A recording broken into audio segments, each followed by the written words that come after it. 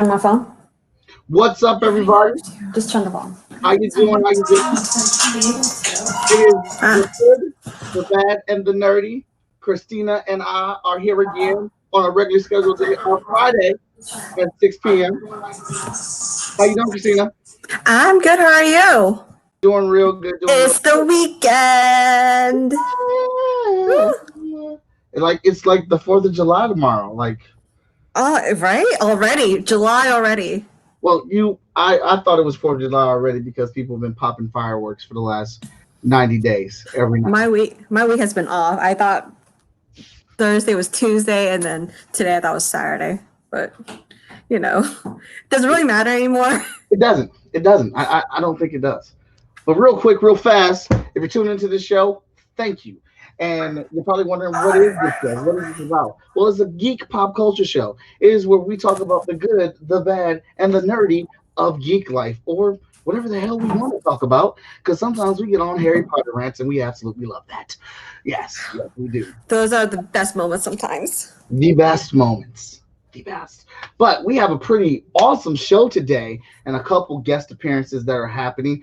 We're going to be outside of our little normal schedule. Normally we do trailers first. We do about 3 of those and we hit our Facebook page and we go into our main topic. But we got some juicy vittles today. We're mixing it up today. We were in the kitchen cooking and baking. We got a couple guest chefs. You can call her an intern and then you can call him a master chef that we're bringing onto the show today, to mix it up with us. We're going to be talking about Hamilton, Anthony Mackie, the Black Lives Matter movement with the voice actors. Did I get out? I think we got something else that I saw in here that I thought was pretty interesting that the Super Mad Brother might show up for or whatnot. But let's go ahead and bring up the youngest member of our crew, my daughter, Ayana J. Miller. Woo! Hi. She's dubbed AJ. She's the oldest of my Fantastic Four. And she's an avid Hamilton fan indeed. Yes. I am not. So I figured I should bring someone who really is. Next best thing. I've already seen it twice. So I seen it live and then I watched it today again this morning, like early in the morning.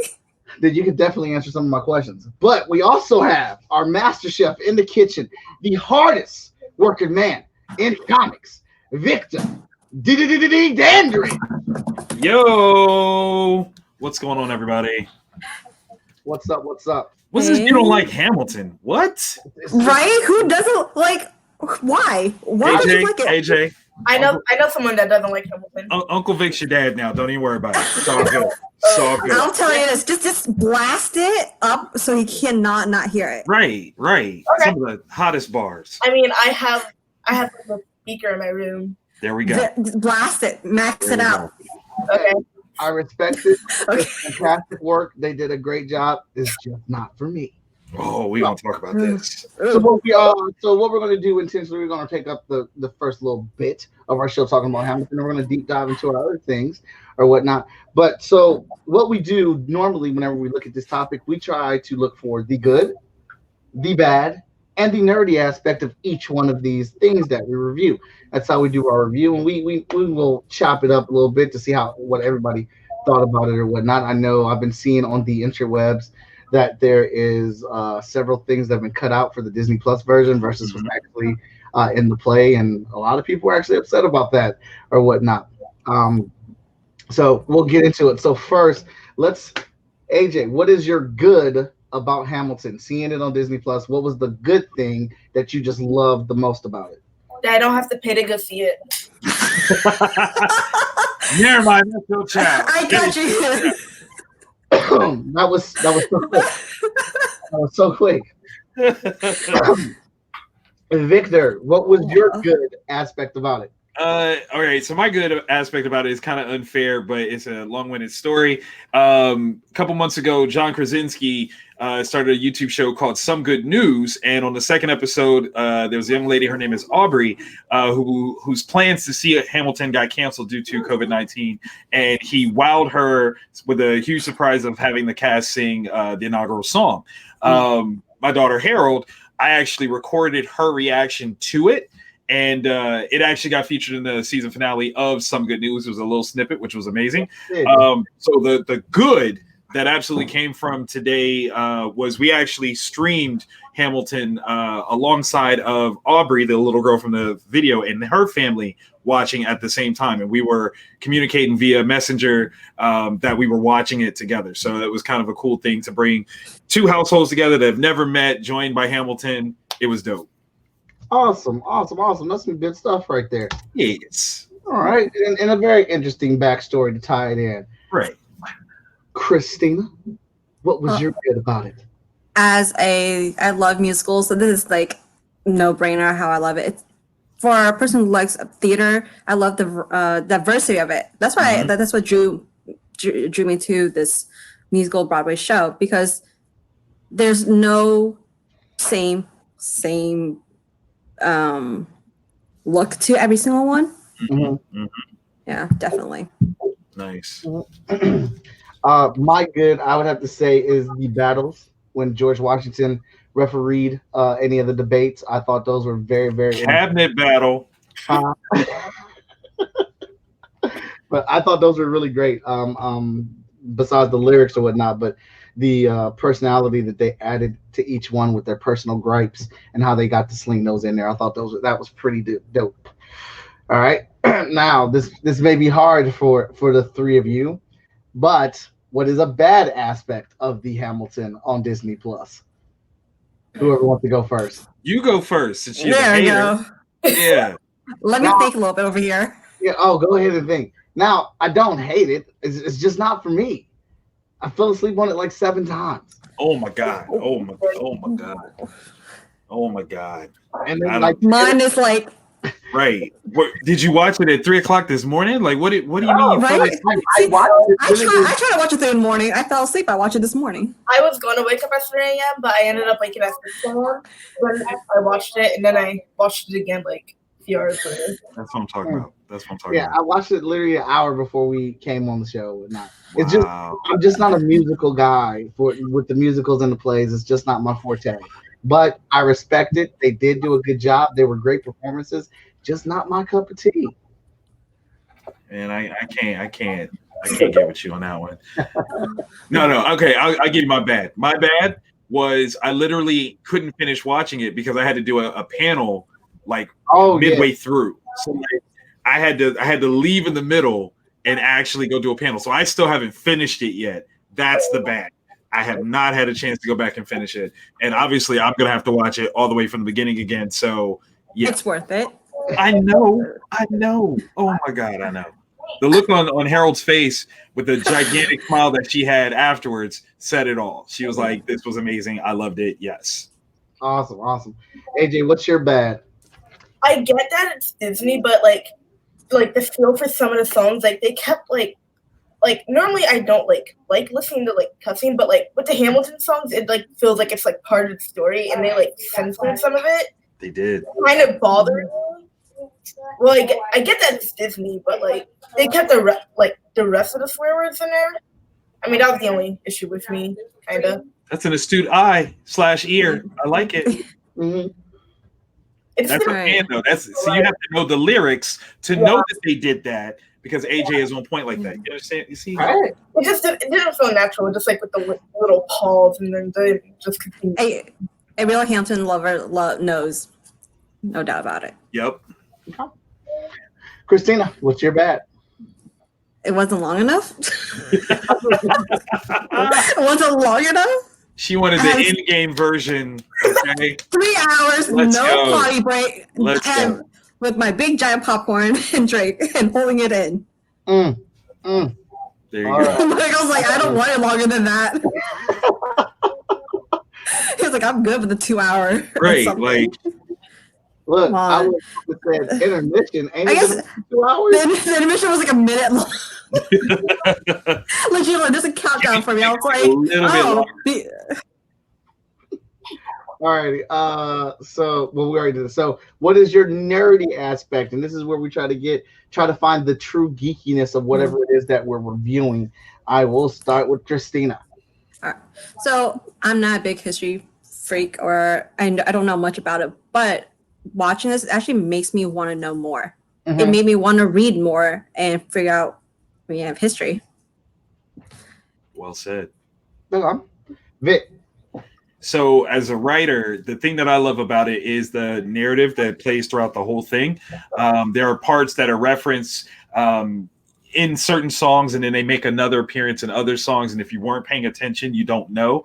One of my favorites is the storyline piece about Aaron Burr and his wife Theodosia, and the fact that when they first got together, she was married to a British officer. So later on, when there's a challenge about what he knows about Alexander Hamilton, there's a line where he says, "And we both know what we know," but they don't explain what that means. You have to have referenced that earlier.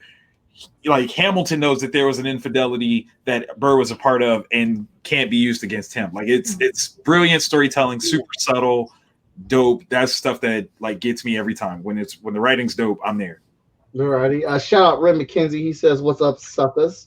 What up, though? Hello. It says, "I just want to say hi, happy 4th to everybody." That's nice.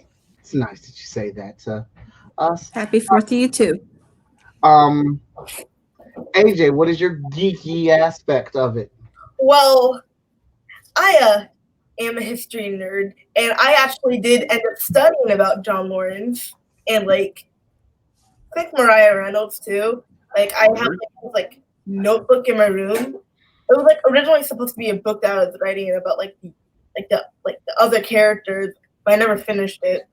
And I mainly did my history on John Lawrence and found out some really cool things about him last year.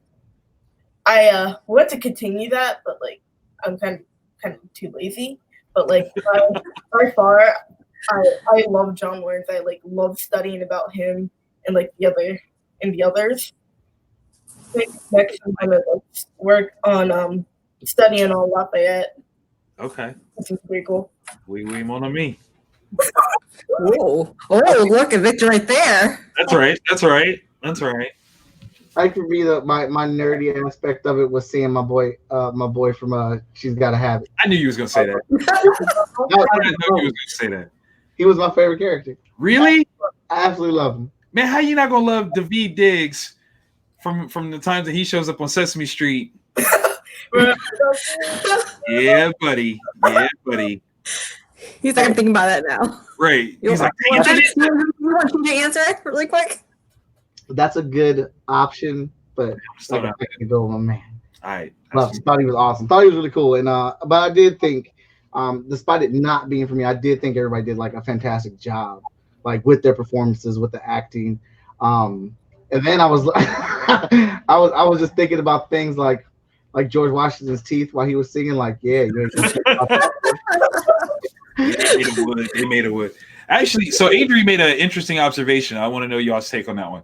So she said that she doesn't think or consider Hamilton as a musical because there aren't any speaking parts. Everything is music based. So she's like, that's more of an opera than a musical. Holla at me. It's actually called a sing-song musical. It's a musical, but it like sings the entire time. Mm-hmm, mm-hmm. Mm-hmm.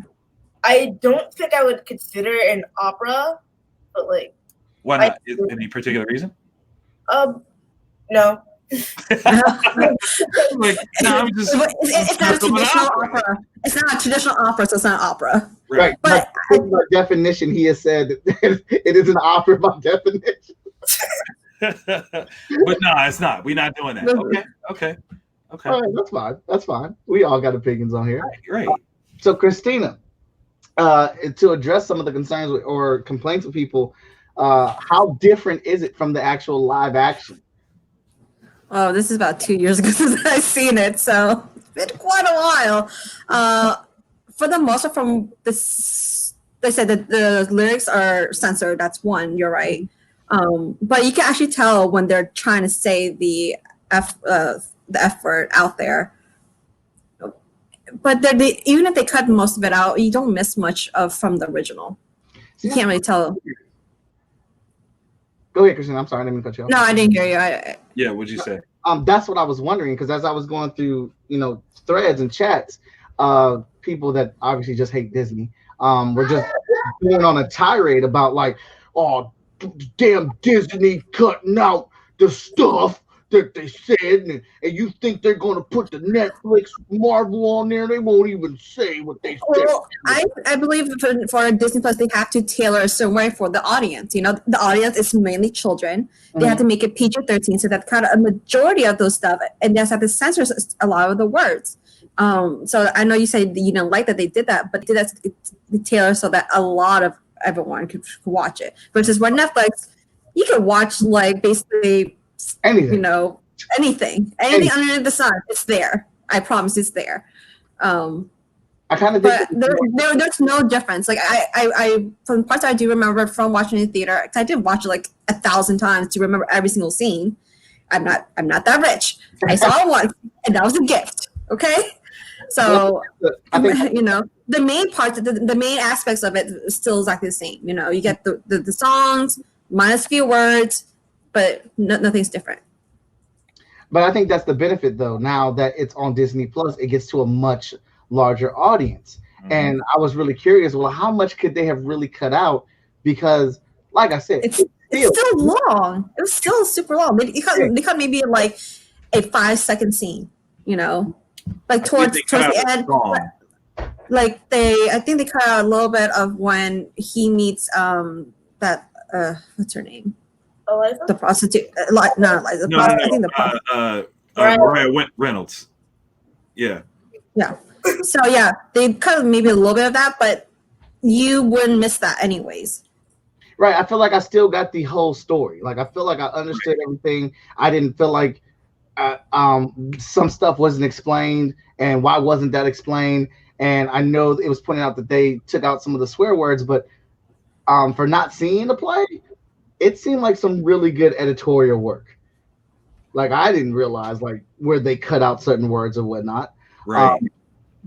But so what are our overall feelings of it? Do you think this is still, from everybody before we jump up and switch topics, do you feel like this was a satisfactory version? We're giving it a thumbs up, or a thumbs down? I'm giving 2 thumbs. Two thumbs up? Yeah. I would put up 3, but Can I add another thumb in here somewhere? Right. I'm gonna add it for you. Hold on, G, come over here. I got my leg I'm trying up. to put a thumb here, but There you now go. that's not gonna work. I got my leg up with my big Hold toe. on. Also, I don't know. Like my feet. I don't know. yeah. Hey, I got you. So I'm gonna give you that Michael Jackson.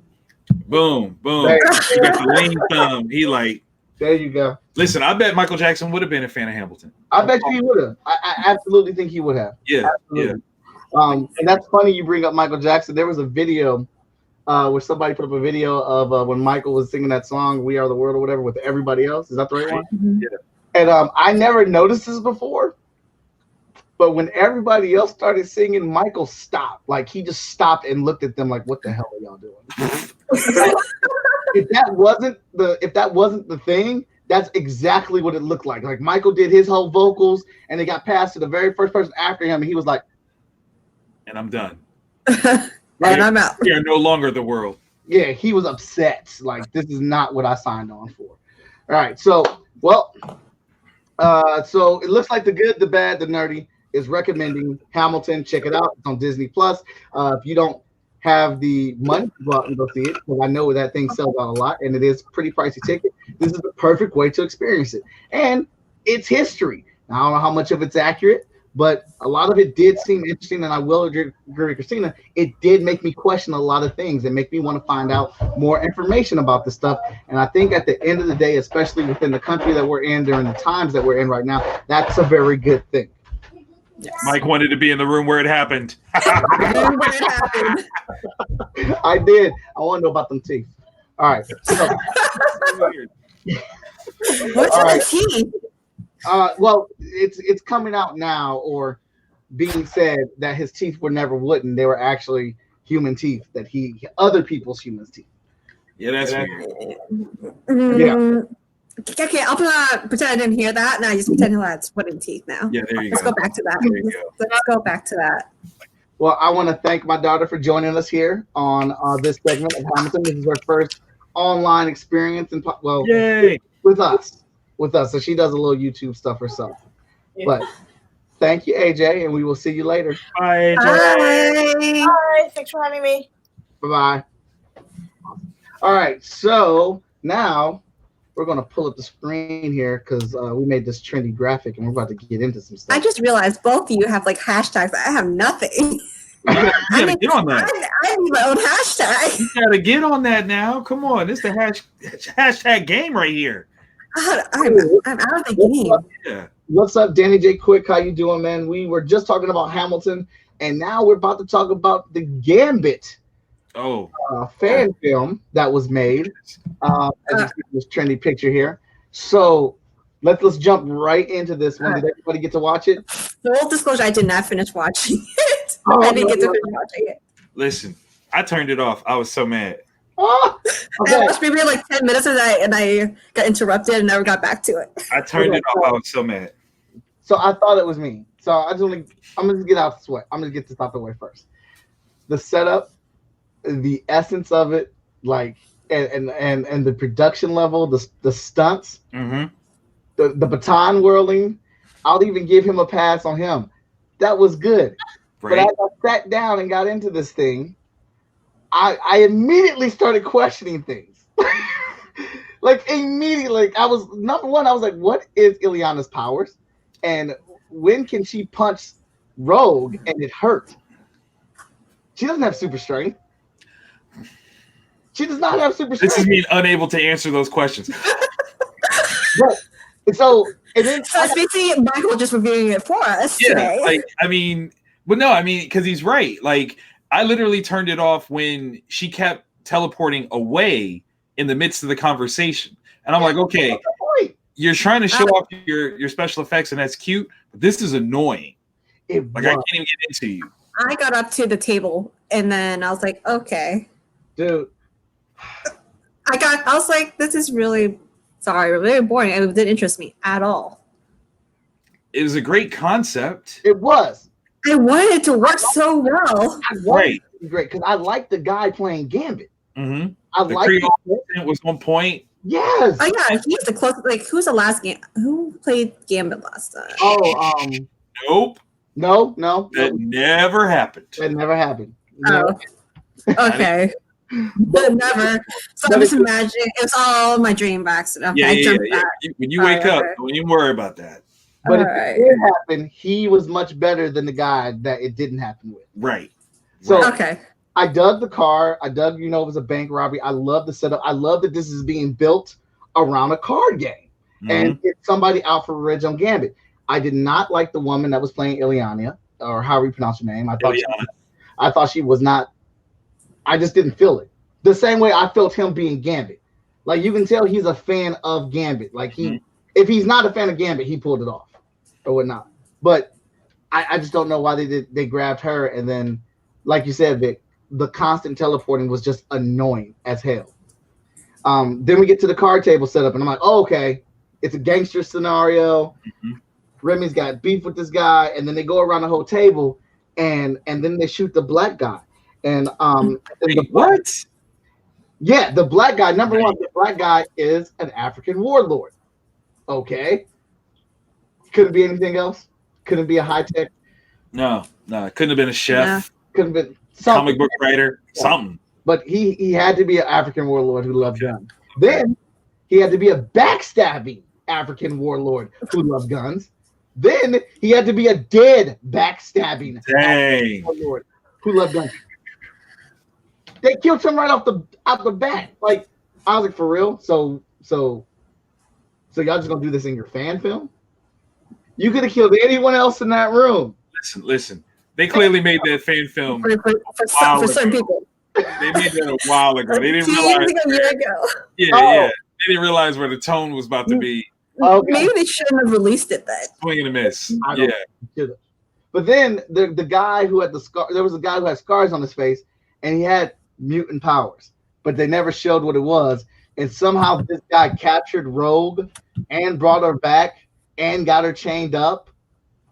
But they never showed what this guy's mutant powers were. When he got to get up to face Remy, he just pulled out 2 knives. That's what he did. No, see, because he's Deadpool from that original movie. No. No, you can't. You're not even gonna let me. No, he's not. No. Not even a reach. But where the movie does shine is this dude's portrayal in action with Remy. Like he does a good job acting as Remy, but that dude is fantastic with the bow staff. I think they used all their money on the teleportation. So they had to do Gambit's powers in different ways. So I'm waiting to see the classic fuchsia, purple, pink energy around the card. I never get that. I get it. Wait, we don't get that? They gave everything in the first like minute of that movie. When he stopped the car? That's not even how his powers work. Yeah, and what was that? Was that Ilyana or was that him? Because I don't know who made this film. I have a few notes for you. I have a few notes for you. Yeah, I'm glad I only devoted about 63 seconds of my life to this thing. I watched the whole thing. Oh, then, bless your heart. But there was a cool scene where, because he always is teleporting, so Gambit waited for it to teleport at the right time, and he flicked 2 cards into the teleportation, and it freed Rogue. Oh, okay. Okay. I mean, that's sounds like something. Is that worth 20 minutes though? It's not. Well, how far was that? Like, is that the very last second you saw that? It had to be like 16 minutes in. Whoa. Okay. That's a very long time. Yeah. All right. So if you are having to sit on the commode in public, maybe this is something to watch. Maybe. No. I think they need to try, like they need somebody else to write the script. But he did do a cool thing when he used his kinetic energy to shatter the table and shoot everything up. Mike is trying so hard to be like, it's okay. It was okay. It has good aspects.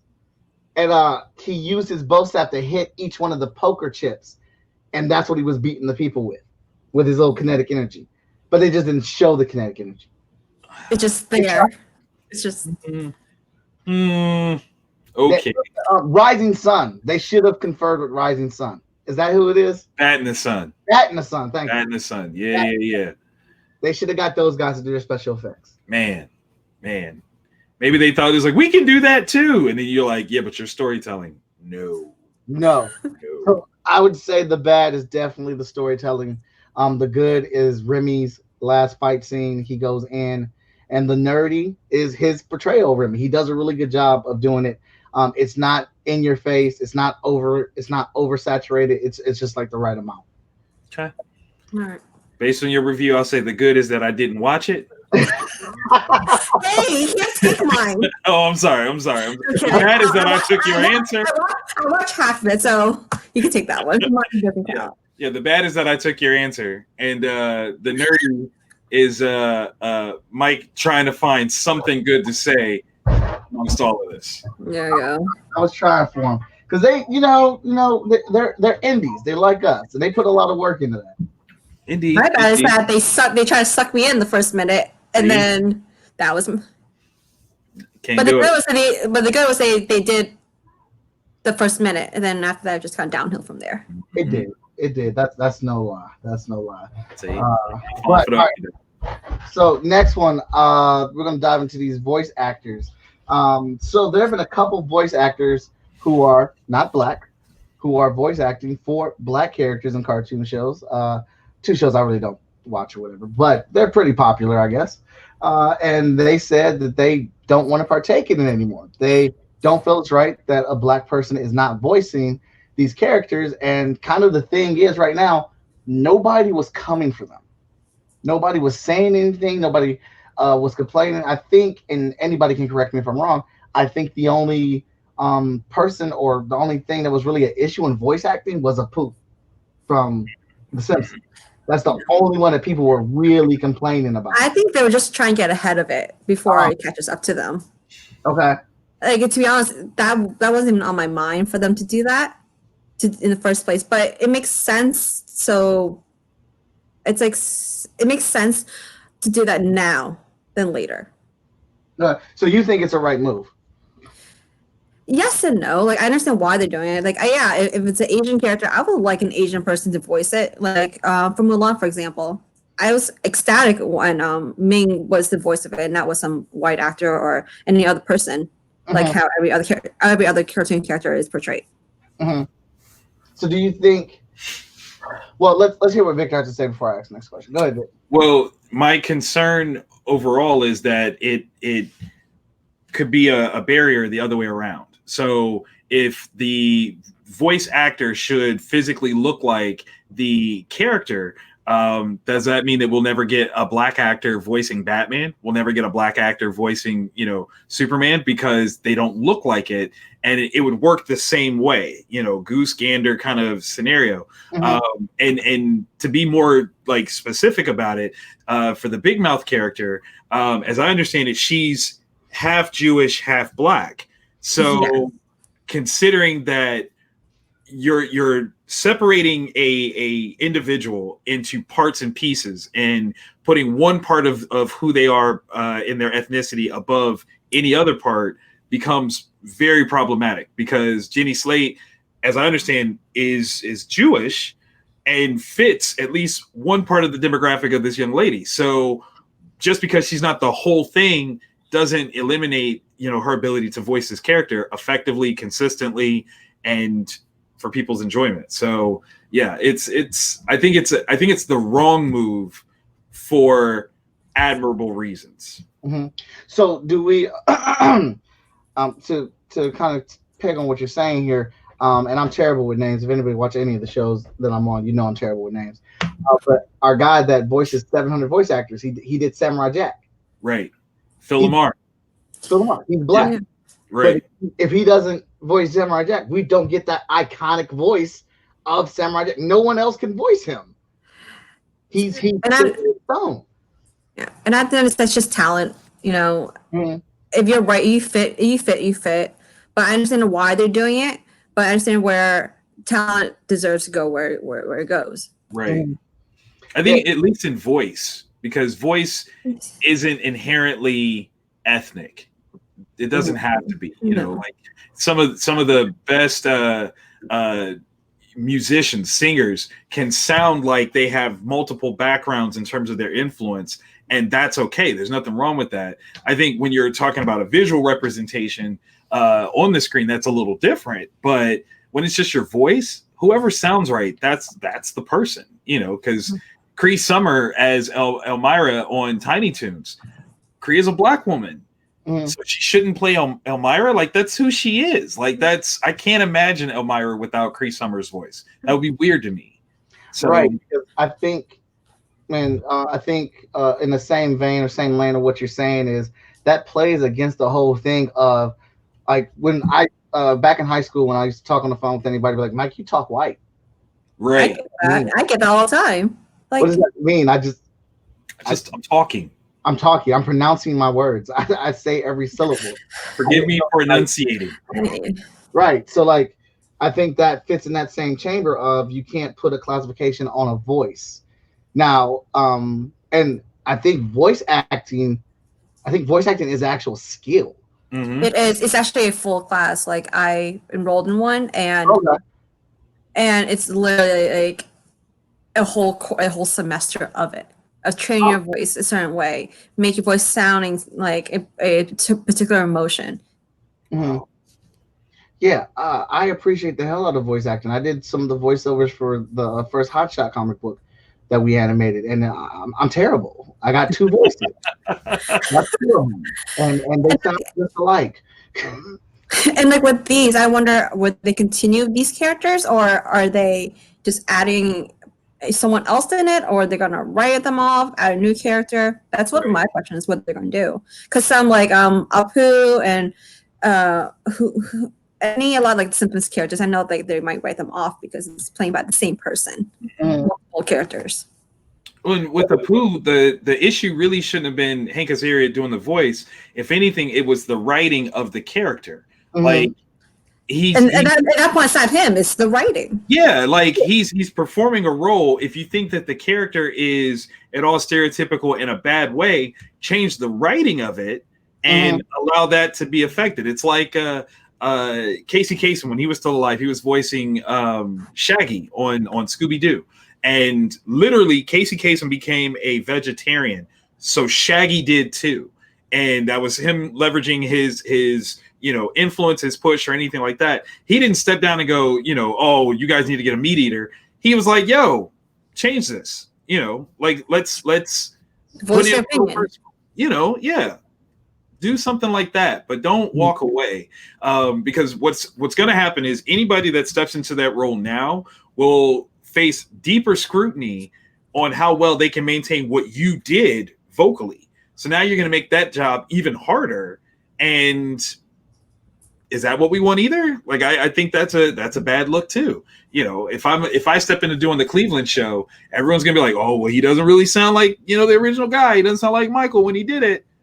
That's not going to be a good thing for me. I mean, I'm sure there's other people that can imitate that Cleveland voice or whatnot, but like, is it the same thing? Like, right. They had a bunch of people. This is literally the one thing where it's a job where anybody can get the job. You just put people in a room and you're like, I don't want to see the person. Mm-hmm. I just want to hear their voice. This is the one job that gets a legitimate fair shot for all colors and creeds. There's no physical characteristics that you need to. Right, because what you're seeing is the voice for the Boondock Kids. Right. I never knew that until I saw the behind the scenes, and I'm like, she voices both of them. That's crazy. Yep. And like Bart Simpson, I didn't know for a long time that was made by a woman. I was like, when I didn't find out when I was older, I was like, well, damn. Nancy Cartwright, yeah. Mm-hmm. And the American dub voice for Naruto is a woman. It's a woman, yeah. Not only is it a woman, it's a Caucasian woman. Mm-hmm. And obviously Naruto Uzumaki, that is super Japanese. What is the question here? You know what I mean? Boruto is a black woman. So there's so many different things. Yeah, there's so many different ways that this could backfire. While again, an admirable gesture, it could backfire and literally close doors on people unnecessarily, which is my biggest pushback. So one last question on it before we switch gears. Do we think that they're potentially doing this to add clout to their name, to add positivity to who they are, get higher ground? I hope not. That's some diabolical thought right there. Mm-hmm. But it's there. I think that's always there. And you got, at the end of the day, the industry is a business. Right. They are a product. Like, I'm sorry, I don't mean like they're a product, but they are. They have to sell themselves to get jobs. Right. And what a best way job when you put yourself in the headlines saying you did such a great job and you're getting praise. That's the best way to get into a movie, to get free advertising and all that stuff. Yeah, because it could be a whole situation with the whole oh my goodness, who's my guy directed Guardians? Oh, James Gunn. So it could be a whole thing like that. Like, all right, before they even come to me, I'm just going to vacate the position, let all this blow over, and then they say, hey, you're okay, guy. You can still do the voice because you were willing to give it up. Come on back home. That's a horrible plan. Mm-hmm. Horrible. But I don't go, I don't second guess it though. Mm-hmm. And that's a sad part. Yeah, that I don't second guess it. That breaks my heart that we're even in that space that could be the truth. Yeah. And the thing is, it could be like they're not, and we're just overthinking it. But it's always there's someone. If we think that, there are plenty of other people who think that at the same time. Right. All right. So now we are going to hit our Facebook page for a little bit, but I'm going to jump into this Anthony Mackie topic. And I want to say this right now at the gate. Anthony Mackie is literally being Captain America in real life. And you don't even realize it. He's playing Falcon as Captain America on the screen, in the movies, on TV. And out here in real life, IRL, he's actually being Captain America. And you got to read what he says. So here we go. I'm going to read what he says, and we're going to get what you guys think. And please, comments, questions, let's go. Anthony Mackie says, Black Panther's nearly all black production team is more racist than anything else. Because if you only can hire the black people for a black movie, are you saying they're not good enough when you have a mostly white cast? And that's a trigger comment, all right, right out the gate. You got to read the whole article to catch what he's saying. But if you read the article, I mean, I had people read the whole article, they still didn't catch what he's saying. And I'm like, are you serious? Like, come on, look at what he's saying. Like, what do you think he's saying, Christina? I'm thinking that why are you saying that they're not good enough for other movies? Yeah. Basically, that's basically what I'm saying. It's like, oh, if I'm good enough for this movie specifically made for certain people, why aren't we good enough for the rest of these 7, 8, 10 films? Vic? That quote really opened my eyes because I never saw it like that. Really? I did not. I didn't think about it because I honestly didn't think about it as a person. And I had this conversation a few times with other people. I'm like, yeah, I didn't think of it that way either because it doesn't cross my mind as another person of color. You know, for me, it's like, oh, it's not a movie that I made for that. But then I'm like, wait a minute, he has a point. Right. Why is it that they only hire specifically for like a Black African American person for a Black movie? Why couldn't they hire one for like the next movie on after Black Panther? Right, Or any newer movies? Because I'm playing devil's advocate here.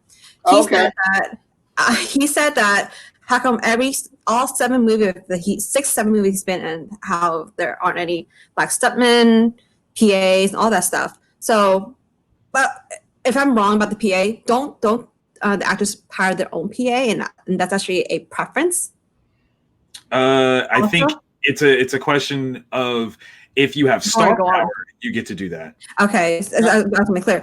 I just want to make that before I say anything else. But I'm saying, like, he said that every director from those movies have been basically the same. So why couldn't they be the same? Because they have directed the previous movies. Why would they go to a new director for a movie they've done before? Or same thing with stunt people. I don't think there's a lot of people who do stunts, and I think there's certain criteria you have to fit. And I'm sure you can find them, but if you find them, wouldn't you want to stick with the same people and not hire new people for that? Same thing with the costume director, designer, and stuff like that. Mm-hmm. Well, so I know he said that the seven movies he's done, but those 7 movies he's done are like correlations from the first and second movies, continuation of those. And don't they bring those same people back? So would they want to hire new people or would they hire the same people? Well, see, that's the weird thing is when you look at them as just the crew that you were successful, but not looking at the type of movies that you're making, that becomes the question, right? Mm-hmm. So like Winter Soldier is a different style of movie than Civil War, which is a different style of movie than Infinity War and Endgame. So considering the notion that they are literally 3 different types of movies that you're talking about making, why wouldn't you switch up some things? I mean, yes, understandably the directors are the same, but when it comes to execution of things, there is specialization that you miss out on by just bringing in the same people over and over and over. There are some people that will be better suited to do XYZ, and you never get that because you stuck with your crew. But at the same time, you know, when you did Black Panther and Ryan Coogler built a whole new source of people, and not only that, but like literally won an Oscar for costume design. How do you not bring back that person? You ain't never won an Oscar for costume design before? Yeah. How do you not bring back that? Like that's when you go back to whoever's doing the costume designs before. It's like, hey, I appreciate you. You did a great job, but she won an Oscar. We want some of that. And that's where I was trying to saying that you do have a point in, and I totally agree. Like bring talent where talent's needed. Right. And that's a proven fact though. Like that proves it. That whole thing of, oh well, I gotta open it up because people of color aren't getting the same opportunities as Caucasian people. Well, this is a point that all the people that you had as costume designers before on 22 movies never won anything. But Black Panther won an Oscar for costume design.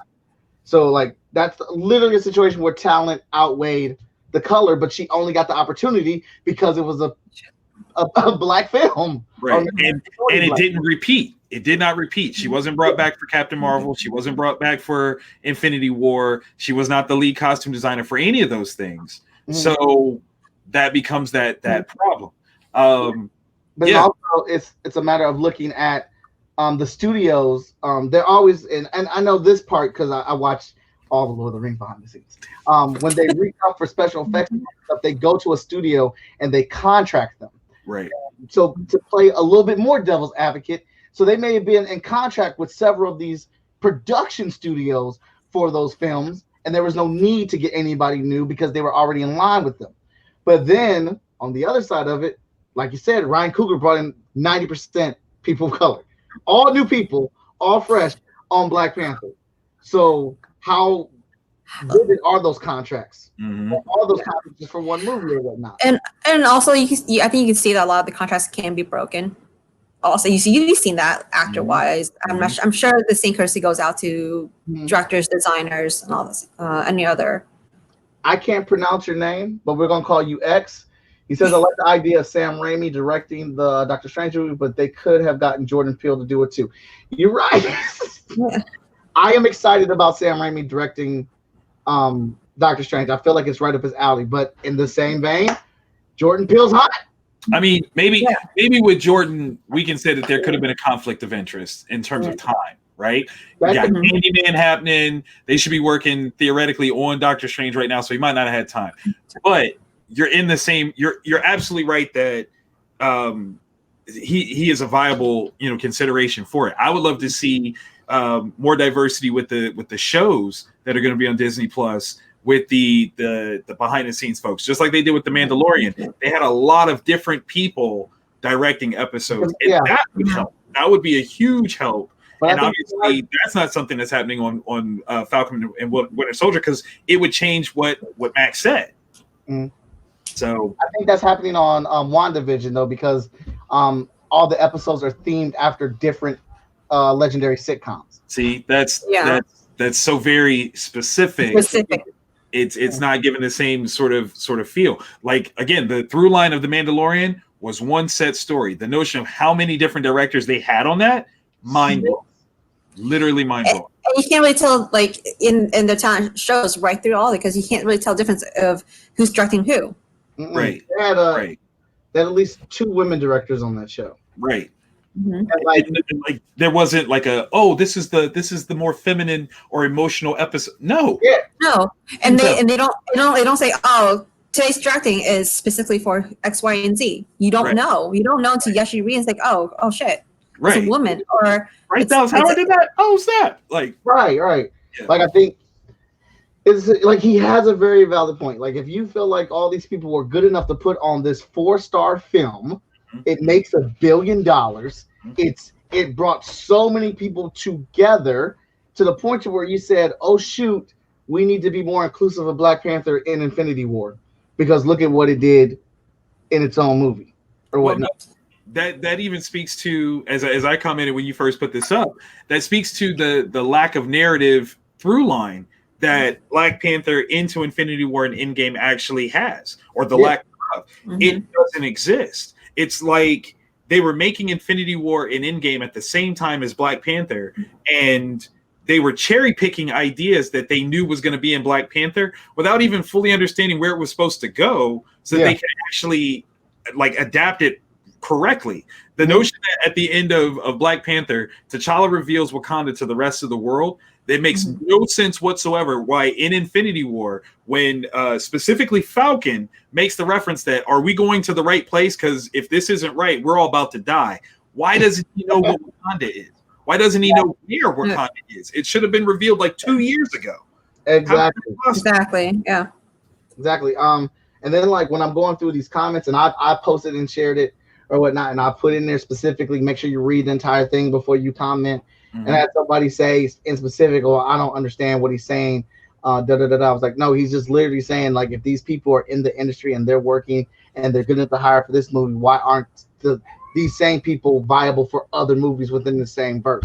They're doing, it's a superhero movie. You thought they were good enough for Black Panther, so you're just aligning all Black people for an all Black thing. And then somebody else just said, "Shut the fuck up, Anthony Mackie." But why? Why? Because he's making a valid point. He's making up with it, and it doesn't fit his narrative, so he's found offended. So the only thing he went to was shut up. Even if he didn't have a valid point, he gets to have an opinion. Everybody does. Apparently not. I mean, but let's see. Everybody feels like because you're in a certain status, you have to go be accepted by the masses, which is not true. Right. Or how about the notion that the courtesy wasn't extended. So in terms of the casting of Chadwick Boseman as Black Panther was not up to oh God, I just lost his name. That directed Black Panther. What is his name? I just lost it. Ryan Coogler. Thank you. That wasn't up to him. That was the Russo brothers that no, did that. That will never happen up again. I will never be able to help anybody with a name again. That's right. No, I appreciate you right there. You're my guy. That was a golden moment, and someone recorded that. Thank you. Okay. So Ryan didn't get to choose Chadwick Boseman for Black Panther. He inherited that from the Russo brothers. The scene at the end of Black Panther where Bucky shows up, he didn't direct that either. Like that was from the Russo brothers. But we know that during that little stint in Infinity War where the Guardians show up, James Gunn got to direct that. So how come when it came to showcasing Wakanda, Ryan Coogler wasn't brought in to direct that? Why wasn't he given back the courtesy? toys? Yeah, he wasn't giving back the toys that he made so popular. What's up with that? Mm-hmm. You know, is that why we didn't have Nakia in there? Like, do we have any explanation why Nakia wasn't in there? No, you know. So there's a lot of things that just Anthony Mackie's right. Like, let's just first like that. He's right. I think someone argues that Disney is like being a gatekeeper, and it's very true. They're picking and choosing when to let certain things go through the gates, and that's not fair. Right. It's definitely not, and I know Especially now. Yeah, and I know a lot of people will say that, well, we need to stop relying on Disney and Marvel and DC for our diversity and stuff like that. And I'm like, we're not relying on them for our diversity, because if you are anywhere on social media, it's out here. There are indies making things, that terrible ass Gambit fan film. It happened. It's a thing. People are out here making stuff. Me and Victor won't know that story because we didn't really watch it. So it's okay. But it's a matter of that they're going to do it, and they are going to do it, and you're not going to like how they do it, and you may like how they do it. But at a certain point, you have to understand their business, and they're going to try to put their dollars, their money where they want to keep making money. And at a certain point, as long as we keep doing what we're doing, and voicing our opinions, not supporting certain things, they're going to get things fixed right. Like, I'm not saying every shot they make is a 3-point shot at the buzzer for Michael Jordan. But Miles Morales was a goddamn 6 feet championship flu game. Come on now. So we need more Miles Morales. We need more Kamala Khans. We need more of that, the successfulness of that, to get this out here. But at the same time, people aren't sitting here waiting for them.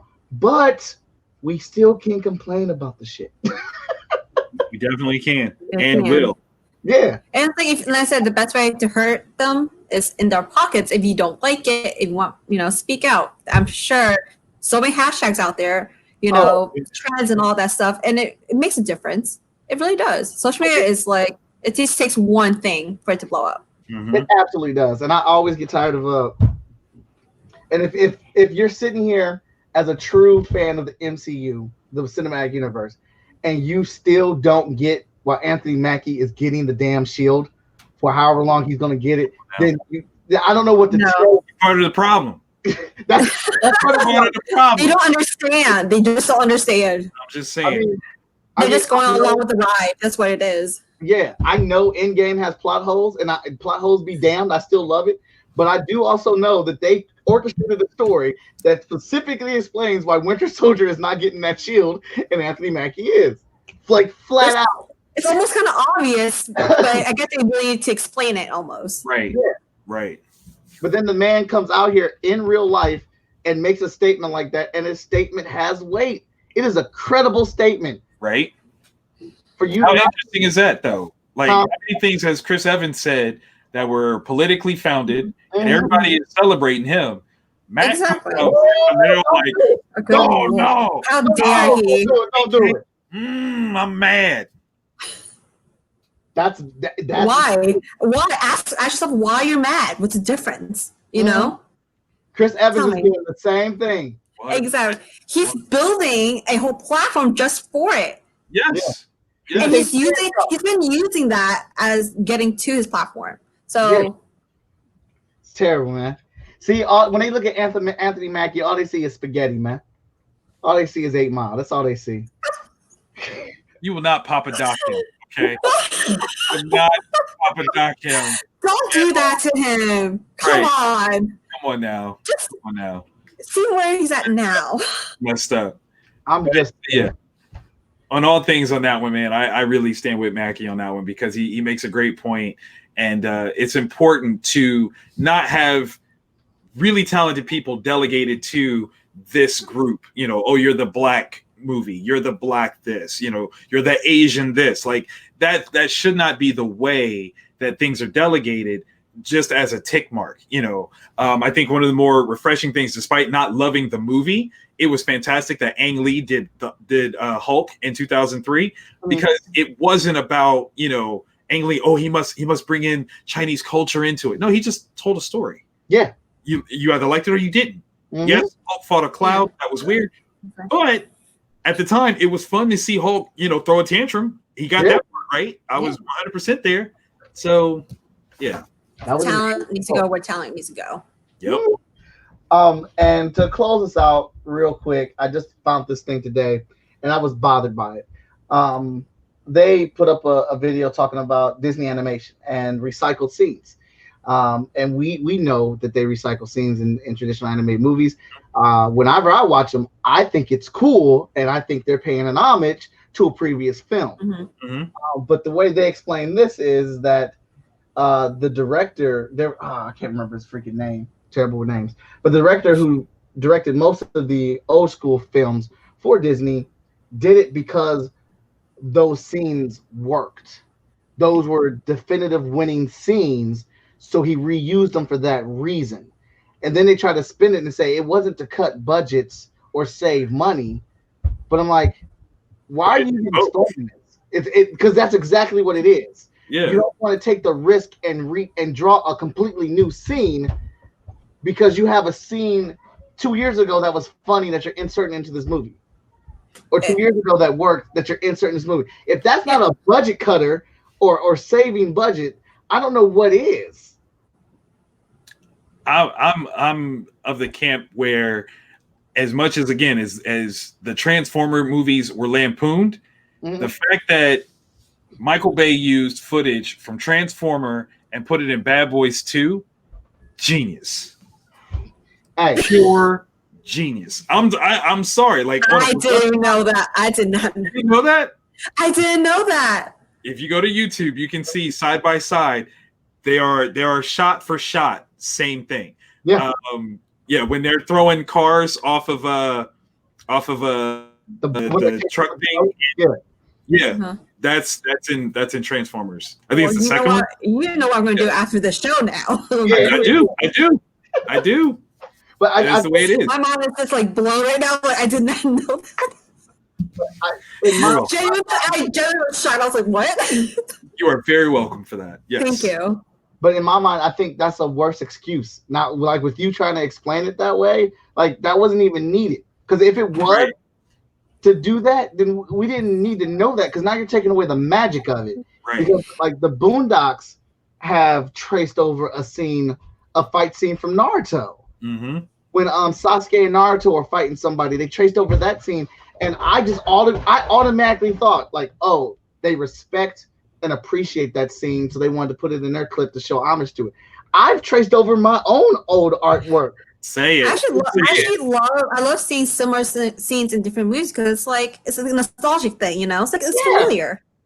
Yep. It's like, but like that makes me, it bothers me because now I'm like, so you don't want to try new things? You don't want to try to like illustrate and draw a completely new scene because you're scared that it won't work?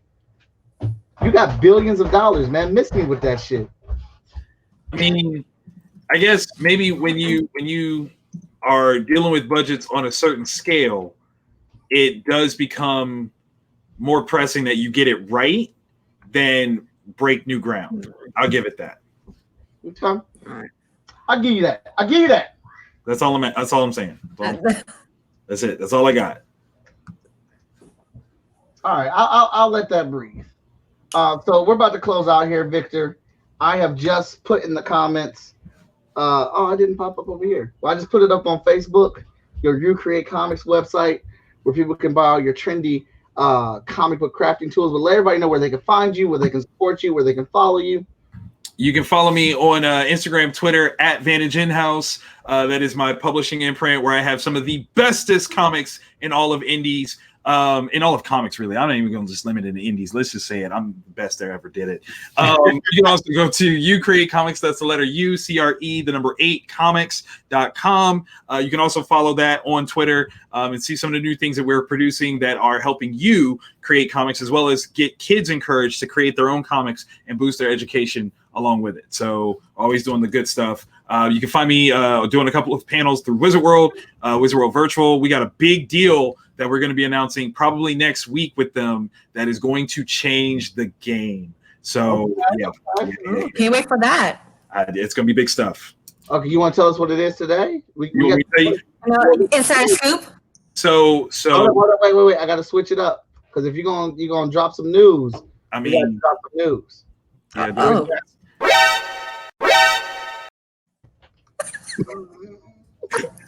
I wasn't ready for that. So without getting into a lot of details, because there's some things obviously that I want to keep a little close to the vest, what we will say is that I am partnering with Wizard World along with a couple of other awesome creators, and we've got a new distribution deal that's going through Wizard World and their online platform that will extend into when physical shows open back up. So it's going to be a big deal and big stuff. I'm excited. Awesome. Is this a link you're giving me to post in the private chat, Vic? That's the link for the comparison between Bad Boys and Transformers. Oh, that's for me. Yes. Hold up. Yeah, that's for Christina. So she can see that. Boop. And check that out. All right. Well, I want to thank Vicky for coming on to our show. Thank you to my daughter for coming on to the show. This is a real good one. You. If you guys please give us a follow on where is our branding at? Let's get that popping up. Boom. Give us a follow on Twitter and of course on Facebook, Good Bad Nerd. And we are doing our show every Friday at 6 p.m. And I've just actually secured another day with Midori Hana, who we do our video games with. We will be on Thursdays at 8:30 p.m. No, it's Thursdays for her because she's in Korea. It's Wednesday for me. So Wednesday here at 8:30 p.m. Midori Hana and I will be talking video games. We'll be doing that once every 2 weeks. Of course, check us out. Give everybody a follow here. If you like this video, give it a share. If you don't, share it anyway. Somebody you know might like it and be into that thing. Don't cut them out the loop just because you ain't feeling it. I gave Hamilton a chance. We talked about it. I'm going to tell Amy to blast that music again. That's right. She already does all that. I'm going to shut her door. But thank you for tuning in. Had a great time. Thanks to Vic. Thanks, Christina. And we will catch you guys later. Bye.